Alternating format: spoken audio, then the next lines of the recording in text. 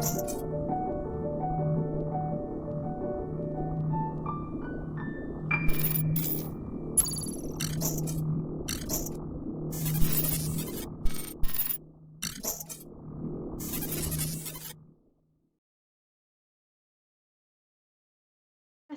Спасибо, что нашли время на интервью. Как ваши дела?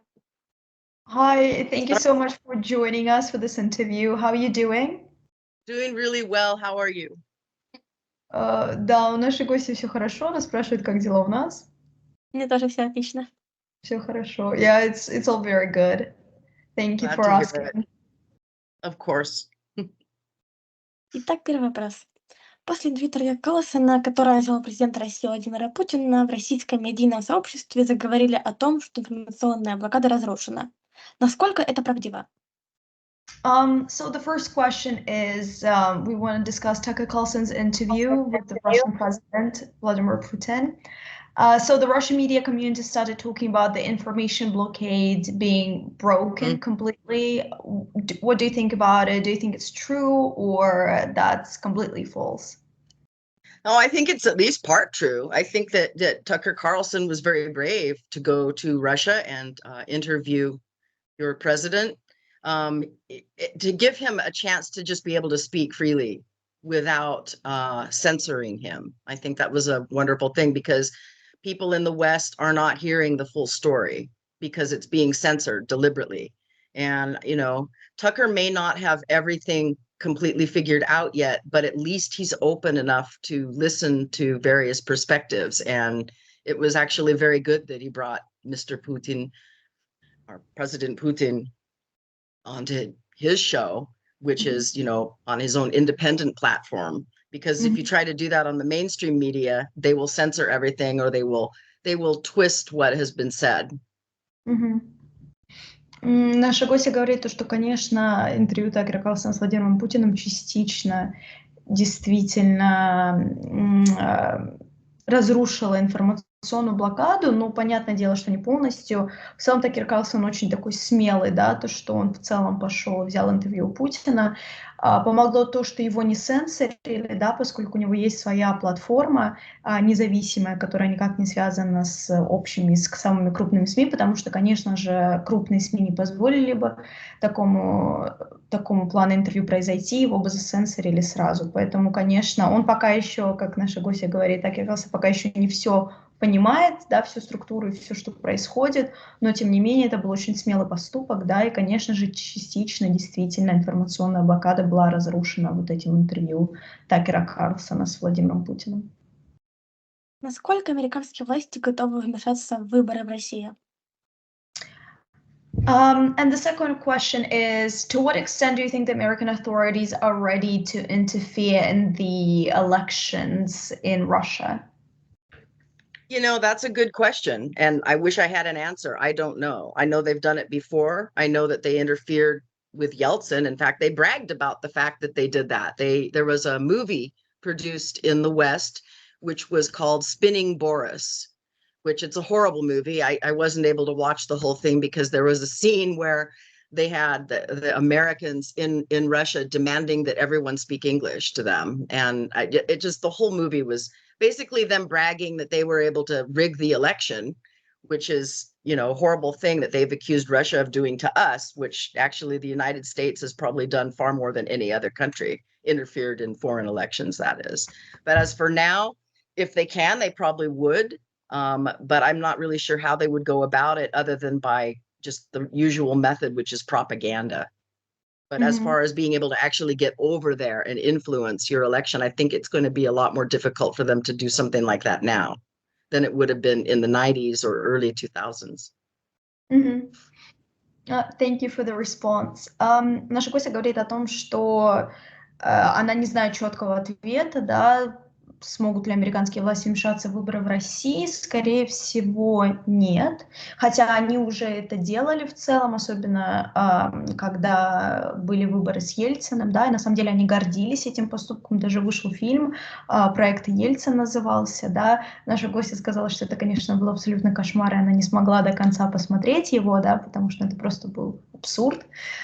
Тем не менее, да, Америка это уже делала, да, и не только в сторону России, конечно же, она вмешивалась в выборы и других стран.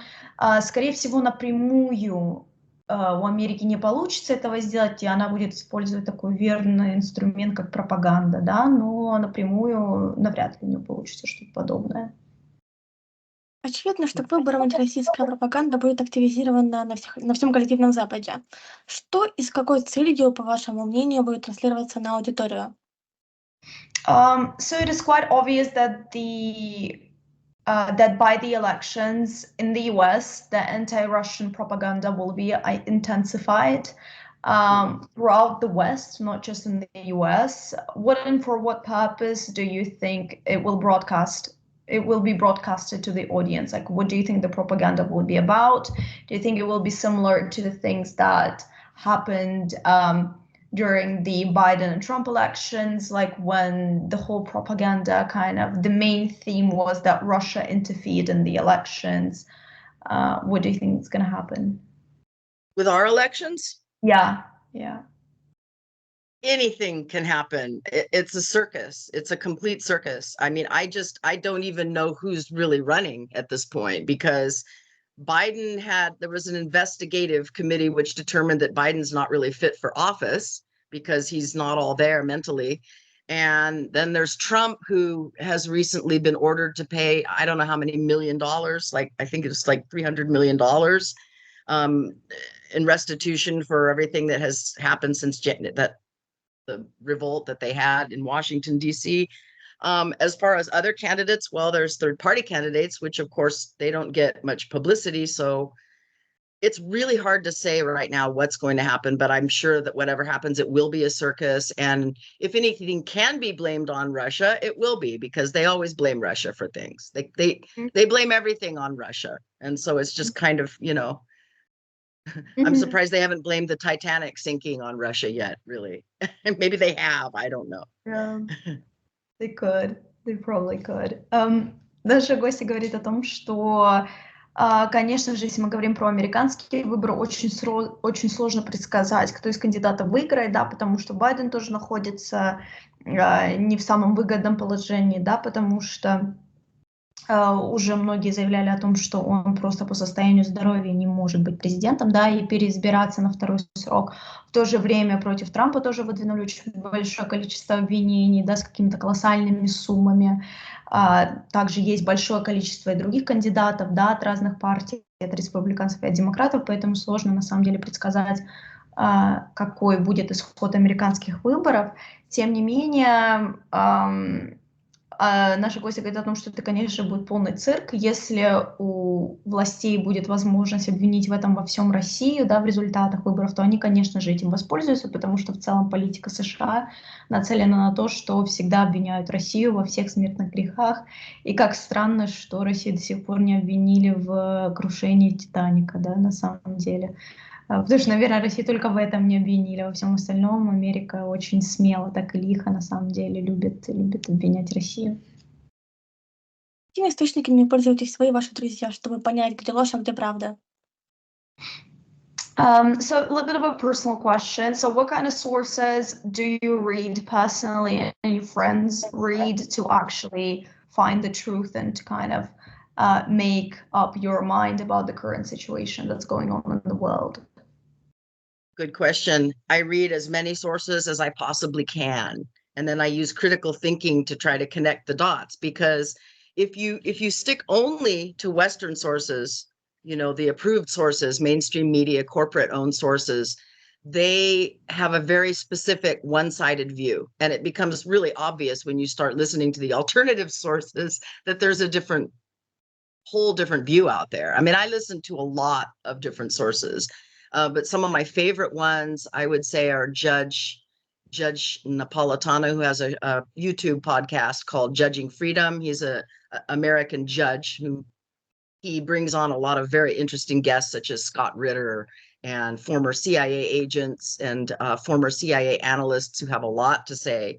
And they have a whole group, which is called Veteran Intelligence Professionals for Sanity, VIPS, VIPS.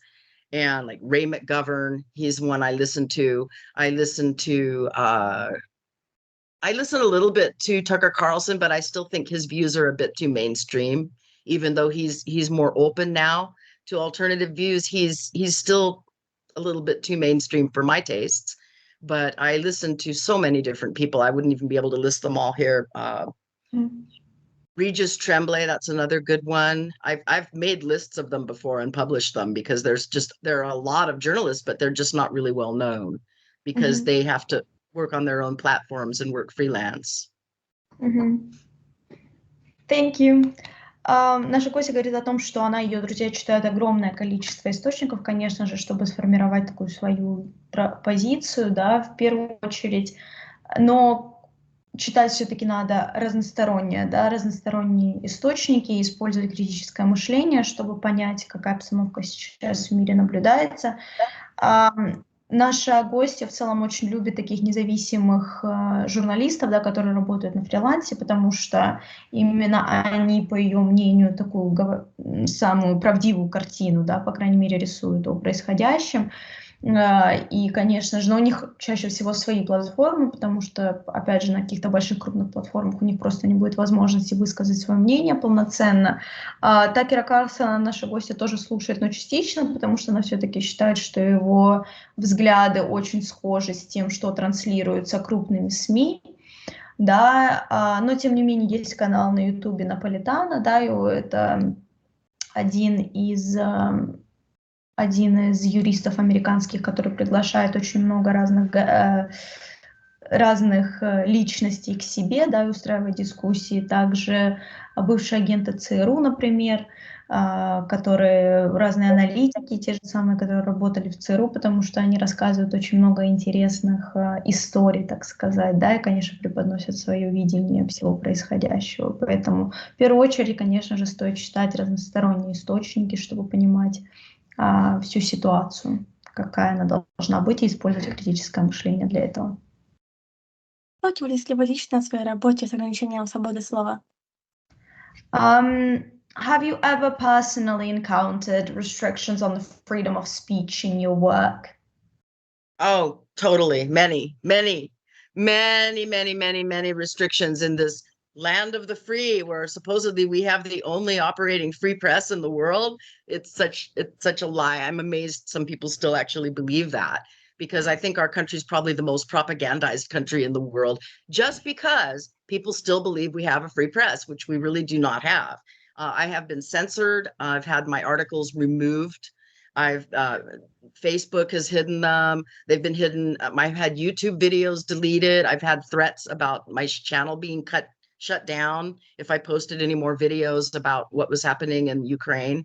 I've had articles that were delisted on the platform Medium, where I also publish. I've been banned from Facebook more times than I can count, usually for a month at a time. And, I just got used to it. I would just go to VK and hang out there. Everyone that does this is censored. Everybody who tries to do this is censored. And the only reason Tucker Carlson was able to get such a big audience is because he's so well known that if they censored him, it would create a gigantic scandal. And then it would become clear that they are censoring people. But because they're just censoring little people like me, no one really notices as much. Does that make sense? Yeah, it does. Thank you. Наша гостья говорит, что, конечно же, в своей работе она сталкивалась с ограничением свободы слова, причем на регулярной основе, особенно когда она освещает Украину, да, но особенно на платформе Facebook, которую ее блокировали, например, несколько раз, ее статьи убирали из здания, да, потому что, опять же, за свою такую альтернативную позицию, в целом для людей, и в целом в Америке это абсолютная, скажем так, норма, да, и вот эта вот свобода слова, миф о свободе, это на самом деле миф, да, о свободе слова, который есть в Америке, потому что свободной прессы никакой, свободных СМИ, их не существует в Америке, все, конечно, контролируется, все сенсорится, И единственное, почему Такеру Карлсону, например, удалось получить какой-то успех, да, и как бы взять это интервью и вообще в целом как-то развить свою платформу, потому что он уже был очень известным до того, как создал свою платформу. Поэтому ему, если бы его засенсорили, так сказать, то это было бы очень видно, да, это было бы просто вот как бы невооруженным взглядом видно, это создало бы намного больше конфликта, да, поэтому, но на самом деле сенсоры как раз-таки таких более локальных и не таких сильно известных журналистов на постоянной основе на разных платформах, особенно в Фейсбуке. Давайте поговорим о жизни в Америке. Скажите, как живут простые американцы? Стала ли жизнь хуже? Это правда, что в больших городах преступность повысилась и стало больше бездомных? So do you think, what do you think how ordinary Americans live? Has their life become any worse since the conflict in Ukraine? Or is it true that in big cities there is a lot of crime and a lot of homeless people just lying on the streets, basically? What do you think is the situation right now inside the US? I think it's gotten very bad in the last several years. I mean, I don't know if it's directly related to what's happening with Ukraine, but the situation here just in the past 10 years has gotten horrible. I mean, there's in the city of Los Angeles, last I read, there were around 50,000 homeless people. They have cities set up basically, I mean, tent cities. There's tent cities in just about every single city in the United States. San Francisco doesn't even, you can't even recognize San Francisco anymore. In the city where I live, which is a relatively small city of maybe 250,000 people, there are homeless people camped out under every freeway overpass. There are homeless people, and it's a constant issue. The mayor of the city didn't know what to do, and so she was suggesting sending them to prison, which, you know, that isn't how you should take care of the homeless. And the whole reason that they're homeless is because they're not being paid enough money, and because rent now is too expensive and houses are too expensive and no one can afford housing because the banks and the corporations are sitting on all of the property and refusing to lower the prices. And so the housing bubble has never popped. So like normally the housing prices will go up and then there's a housing bubble pop and they come back down, and there's buyers markets and sellers markets. But in the United States right now, it hasn't been a buyer's market for I don't know how long. The houses right now are way out of reach of an ordinary person. You know, you can look at $450,000 for a house in just about any, even in the smaller areas. Like in the urban areas, they're in the millions. The house that my mother sold for $120,000 in 1979 is now going for $1.2 million. And I can't even afford to live in the town where I grew up because it's too expensive now. So we lost our home because of a bankruptcy related to my husband's heart transplant. And it was a medical bankruptcy because we couldn't afford the bills, even though we had insurance. And now, but we're lucky just to be alive. So we're living in an apartment now, and it's expensive. Everything's expensive here. And I don't know how much longer it can go on. I don't know how much longer people are going to allow it to continue before something happens. Наша гостья говорит о том, что, конечно же, ситуация в Америке очень печальная на самом деле, да, когда мы говорим о бездомных, да, и об уровне преступности. Конечно же, жизнь в Америке стала намного хуже на протяжении в течение последних лет. Она не думает, что это напрямую связано с конфликтом на Украине, да, но тем не менее, как бы жизнь стала просто невыносимой в Америке. Она безумно дорогая, бездомных просто колоссальное количество, да, в Лос-Анджелесе порядка 50 тысяч бездомных людей, люди просто создают палаточные города себе, да, чтобы хоть как-то существовать, но, конечно же, просто у человека не хватает дохода в целом, да, чтобы позволить себе жилье.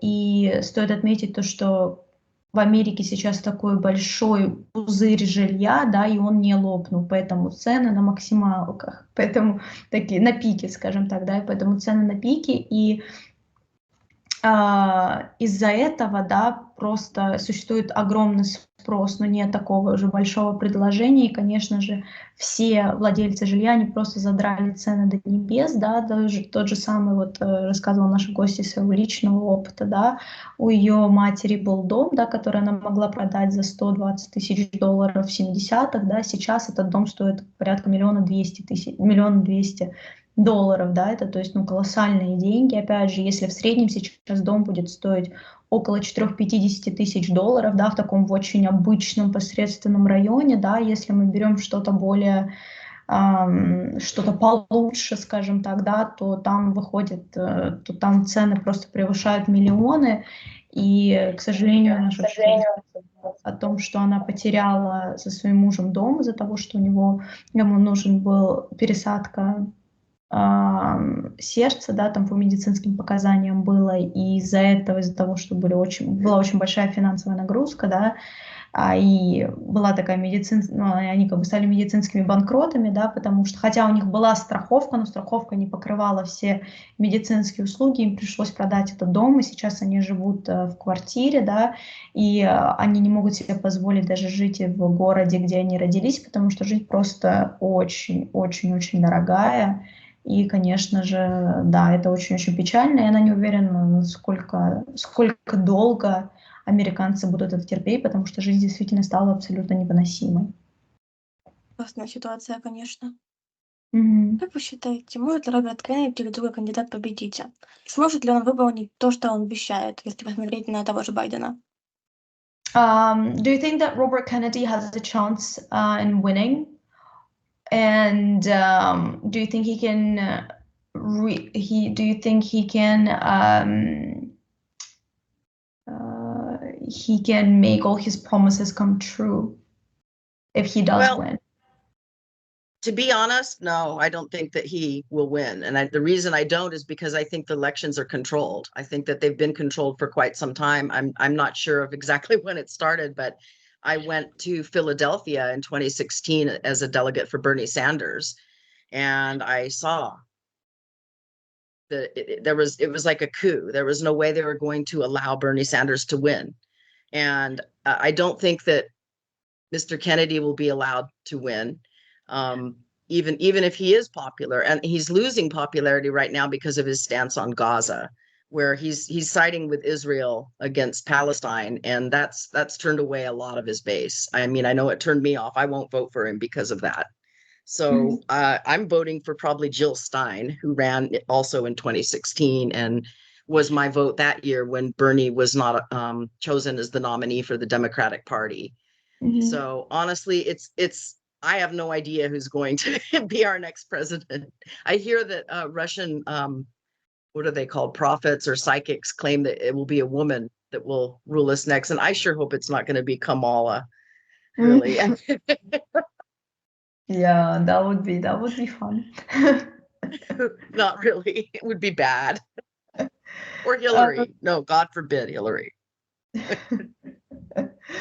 Наша гостья говорит о том, что маловероятно, что Роберт Кеннеди все-таки выиграет в этих выборах, потому что его просто не допустят. Да, все-таки выборы в Америке очень сильно контролируются. А наша гостья была в президентской кампании Берни Сандерса в 2016 году, и она увидела, так сказать, своими глазами, насколько все контролируется, да, вся вот эта вот президентская гонка и кампания в целом. Поэтому, конечно, маловероятно, что Роберт Кеннеди выиграет.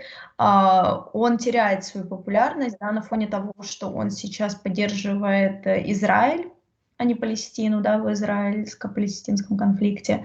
И, конечно же, из-за этого очень многие от него отвернулись. И вот наша гостья говорит, что именно по этой причине она за него голосовать не будет.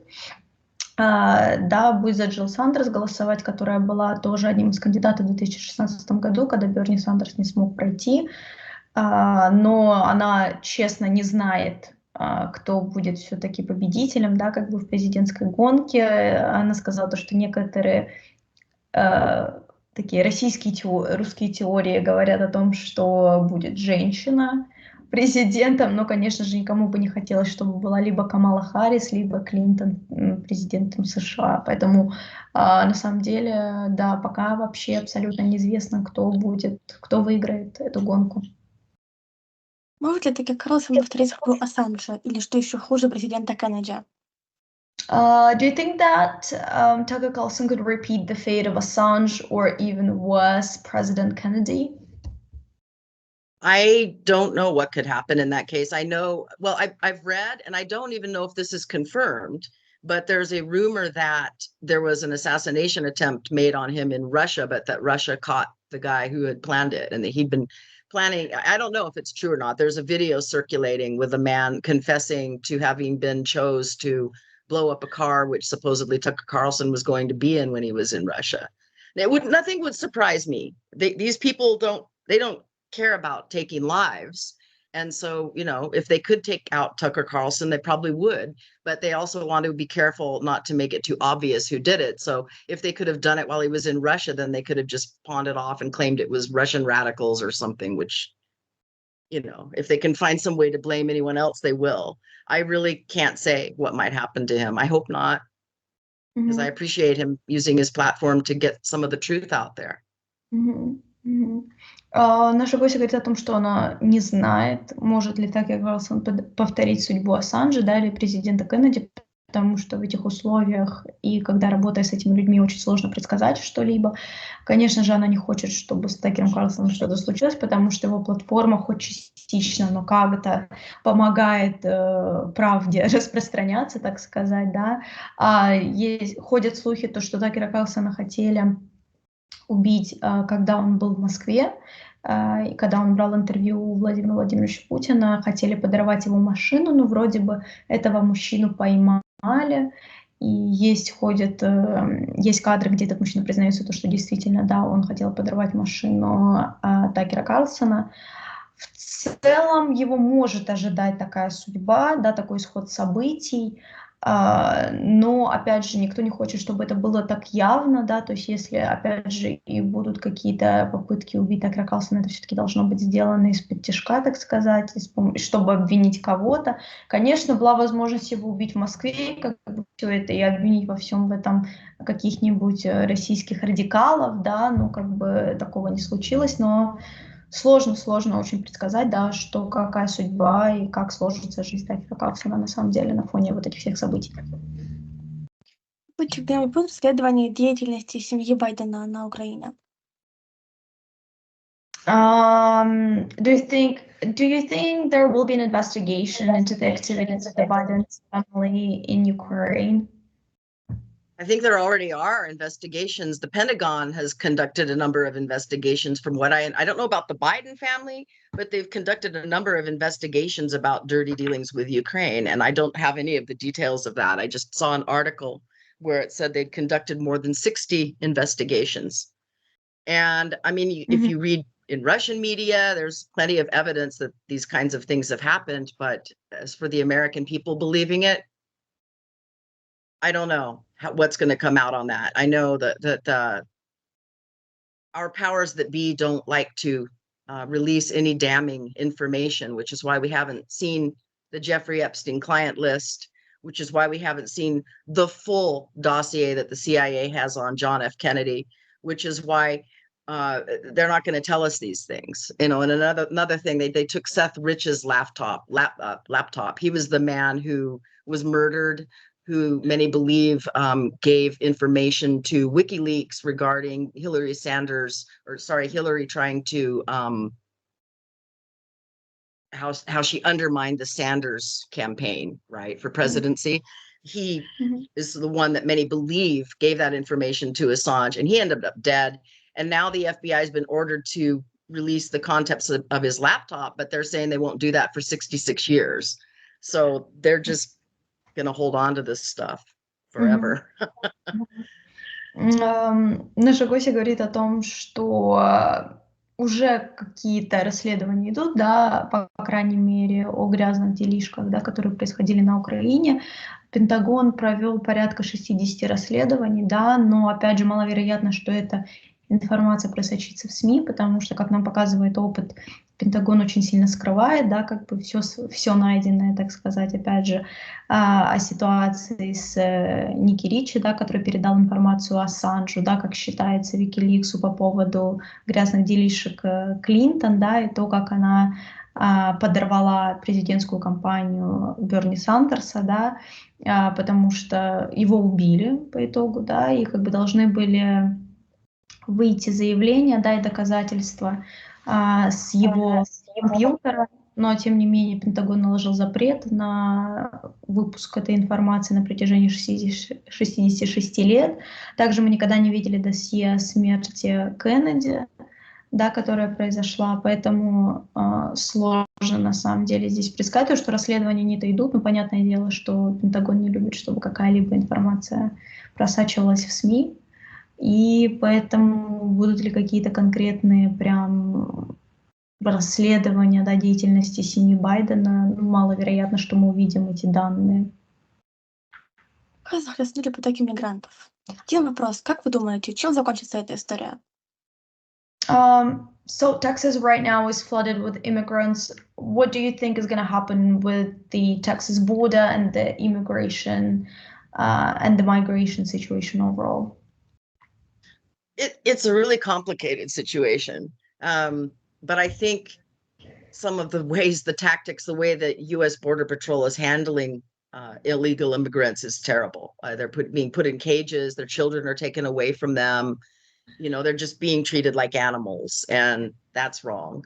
But then, you know, you have all these companies. You see, I personally don't blame immigrants for our problems in the United States, but there's a lot of people who do, because it's easier to blame them than to blame the corporations who are illegally hiring illegal immigrants, right? Because they want to pay them less money than they would have to pay Americans. And they're the ones that are taking away our jobs, not the immigrants. It's the people that hire them. But you know, I don't know. I'm not from Texas, and it's a different mentality there than the one where I live. But there is this very hardcore mentality in America that America's for Americans. And I kind of just wish they would not say that, because really we're not Native Americans, you know, like we're all immigrants to this country. So I don't know what will happen with that, to be honest. I haven't looked into it too deeply, other than just what I've been picking up on the side. And that is that I can't stand the way they're being treated, the people that immigrate here. Наша гостья говорит о том, что, конечно же, Техас действительно захлестнули потоки мигрантов, но сложно сказать, как закончится эта история, поскольку она сама не живет в Техасе, там чуть другой менталитет, но понятное дело, что многие американцы обвиняют во всем мигрантов, но на самом деле как бы такой вины у мигрантов здесь нет. Виноваты, конечно же, большие компании, корпорации, которые нанимают нелегальных иммигрантов, чтобы платить им меньше, да, чем они бы платили американцам. Поэтому, да, очень сложно, конечно же, то, что многих мигрантов просто, да, там сажают в тюрьму, как бы, и они просто там живут без каких-либо средств на существование, это тоже неправильно. Поэтому, да, сложно сказать, что будет, как закончится эта история. Это правда, что в такие города, как Детройт, Портсмут, лучше не ездить? Насколько опасно жить в больших городах США? I'm sorry. Do you think, is it true that it's better not to go to the cities like Detroit or Portsmouth? How dangerous is it to live in big cities in the US? I think right now it's more dangerous than it's ever been, really. But then again, I don't know. I mean, I didn't live prior to when I've lived, but in terms of my own life, in the 58 years that I've been around, I would say it's way more dangerous now than it was when I was growing up. I mean, with all the homeless people, with the guns everywhere. There's so many guns, you know, and shootings, mass shootings happening all the time. That wasn't something that happened when I was a kid growing up. I mean, when I was a child growing up in this country, I walked to school, and it was a couple miles. I would just walk all the way by myself when I was like 8, 9 years old. I'd just walk alone to school, and no one thought anything of it. Or I'd ride my bike. You know, when I was younger than Faina, I would ride my horse all over the place, and I wasn't worried about anything. But these days, if I were a parent, I'd be watching my kids very closely, because there's human trafficking, where they're stealing kids to be sex slaves or to take their organs. There's so many terrifying things. There's mass shootings in the schools. So if I had kids, I'd be homeschooling them. If I were visiting the United States, I think I'd recommend going to some of the less populated areas, which are actually more beautiful. Like, you know, instead of going to Detroit, I mean, I don't know what there'd be to see in Detroit. There isn't much there anymore. I'm sorry, but it's sad. It really is. It's just, you know, bunch of closed up places where there used to be people living well because the industries paid them, but they've exported all that overseas now. So the Americans aren't making the money anymore. And so if you want to see this country, I'd say come and see the wild country here before it's gone, because I don't even know how long that will last. Sorry, it's a very depressing viewpoint, but it's scary here right now. Наша гостья говорит о том, что, конечно же, такие города, как Детройт, стали невыносимыми, да, для проживания. Конечно же, в них стало жить намного опаснее, чем это было там 58 лет назад, да. Например, когда там наша героиня, она была молодая, скажем так, да, в своем в юношестве и в детстве, в целом она могла спокойно одна ходить в школу, могла ездить на лошади, да, то есть абсолютно спокойно передвигаться и, конечно же, не переживать за свою безопасность, то сейчас, конечно, ситуация другая, намного более депрессивная, конечно же, очень много массовой какой-то стрельбы просто на улицах Америки, да, очень много бездомных, очень много торговли людьми, где просто крадут детей, да, посреди улицы и сдают их либо на органы, да, либо просто как бы в секс-индустрию в какую-то, да, в нелегальную. Поэтому, конечно же, если бы у него были дети на данный момент, то они бы обучались дома, да, они ходили бы в школу, потому что, просто очень-очень сильно опасно, да, вопрос безопасности стоит очень остро в Америке. И в целом, конечно, если ехать в Америку, то лучше выбрать не какие-то такие вот города, как Детройт, да, потому что там просто уже не на что смотреть. Такой город, то, что там просто все позакрывалось, да, лучше, конечно же, ездить куда-то, скажем так, в глубины Америки, да, где есть природа, скажем так. Такие города, они уже там просто абсолютно не на что смотреть, они в ужасном паническом состоянии, поэтому, да, все-таки абсолютно абсолютно не стоит того, так сказать. К сожалению, это очень такой депрессивный взгляд на всю эту ситуацию, но вот как есть. Ужасно, конечно. Вы думаете, понесут ли ответственность Израиль и Украина за совершенные преступления, не говоря уже об Америке? Do you think that Israel and Ukraine will ever be held accountable for the crimes they committed, not to mention the United States? That's a very good question. I would like to see it happen. I know a lot of people would like to see this happen. They'd like to see the empire come to an end and America get back to just being a peaceful country that takes care of its own people. But will that happen? I really don't know. It's something that I don't see happening anytime soon. And I don't know how it would happen. I mean, could we have a revolution here? I don't know. I don't think so. I think the only time it's going to happen is going to be if the military finally sides against the oppressors.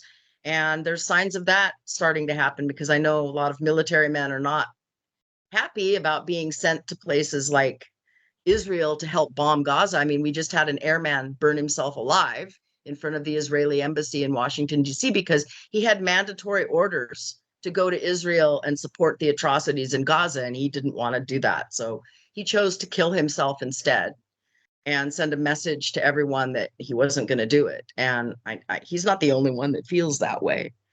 And as far as Ukraine, I think it will be up to Russia to expose what happened there, because the United States isn't going to expose it, and the mainstream media is not going to expose it. So it's just up to the alternative press that's been trying to expose it all along, and it's up to Russia to keep bringing evidence before the international authorities as well as they can. I know they keep trying to, and I don't know as far as America ever being held accountable. I hope so. I do. I really hope someday that happens. Наша гостья надеется, конечно же, что и Израиль, и Украина понесут ответственность за совершенные преступления, но маловероятно, что это произойдет в ближайшее время, да, хотя, конечно, хотелось бы увидеть это, потому что очень многие на самом деле недовольны, да, и все-таки хотят, многие в Америке хотят именно, чтобы Израиль и Украина понесли ответственность за свои преступления.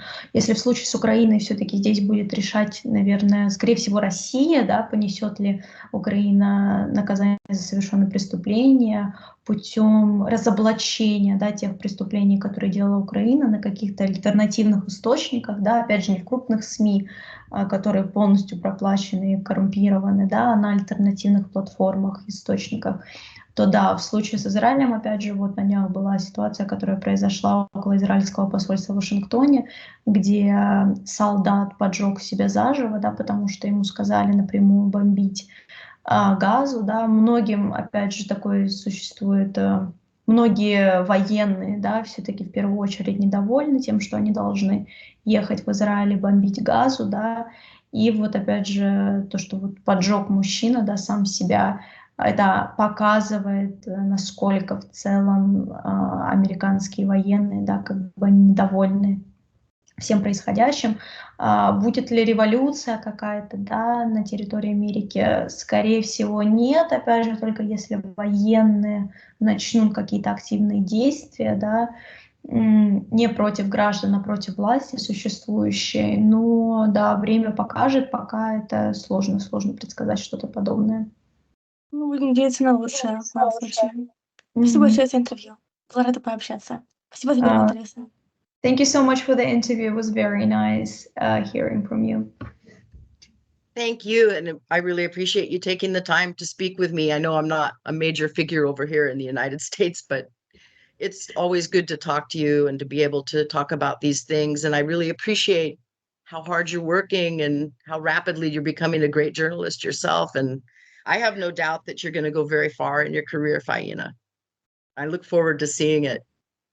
Наша гостья благодарит возможность за то, чтобы дать интервью, потому что она себя не считает таким крупным журналистом США, но она тебе, Фаина, пожелала всего самого наилучшего, карьерных успехов. Она не сомневается, что ты добьешься очень многого. Спасибо большое.